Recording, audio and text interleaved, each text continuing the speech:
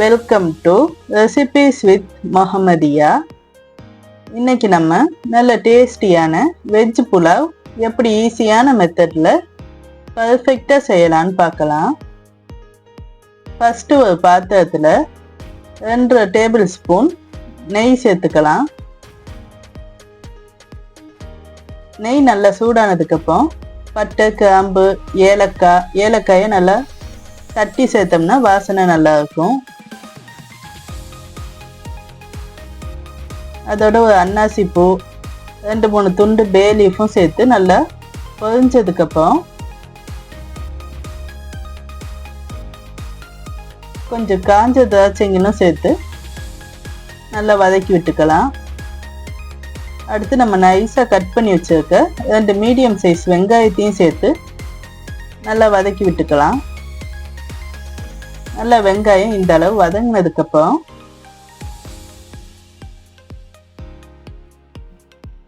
ஒரு டீஸ்பூன் இஞ்சி பூண்டு விழுது சேர்த்து நல்லா பச்சை வாடை போக வதக்கி விட்டுக்கலாம். இப்போ 1/2 cup beans, 1/2 cup carrot, 1/2 cup cauliflower,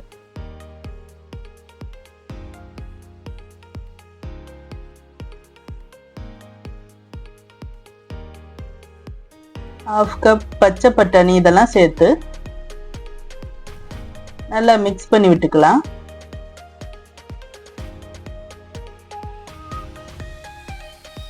இந்த ஸ்டேஜில்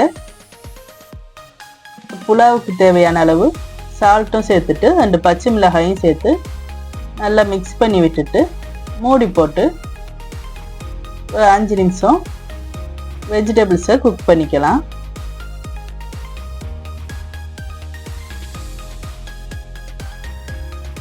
இப்போ நல்லா வெஜிடபிள்ஸு 50% குக் ஆகிடுச்சு. இந்த ஸ்டேஜில் நம்ம இன்றைக்கி 2 கப்பு அரிசி எடுத்து வைக்கோம். அதுக்கு 4 கப்பு தண்ணி சேர்த்துக்கலாம்.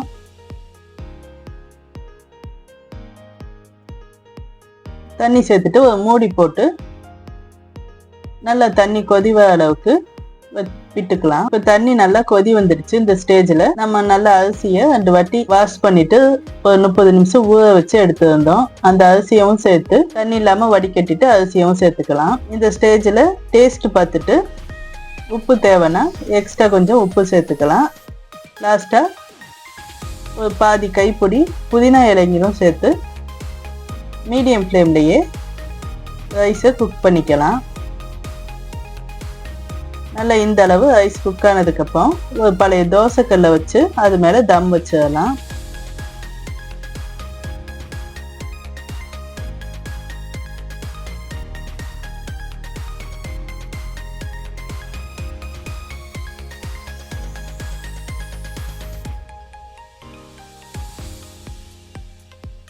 எப்போதுமே தம் வைக்கும்போது ரைஸ் 50% குக் ஆகி இருக்கணும். இந்த அளவு தண்ணி இருக்கணும். ரைஸும் தண்ணியும் ஒரே லெவலில் இருக்கணும்.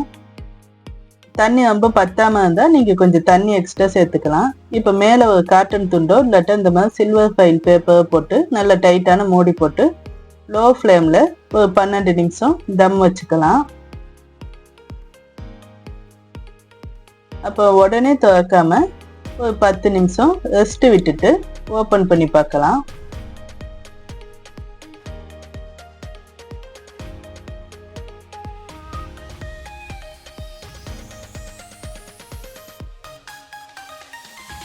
இப்போ நல்லா புலாவ் பர்ஃபெக்டாக குக் ஆகி ரெடி ஆயிடுச்சு.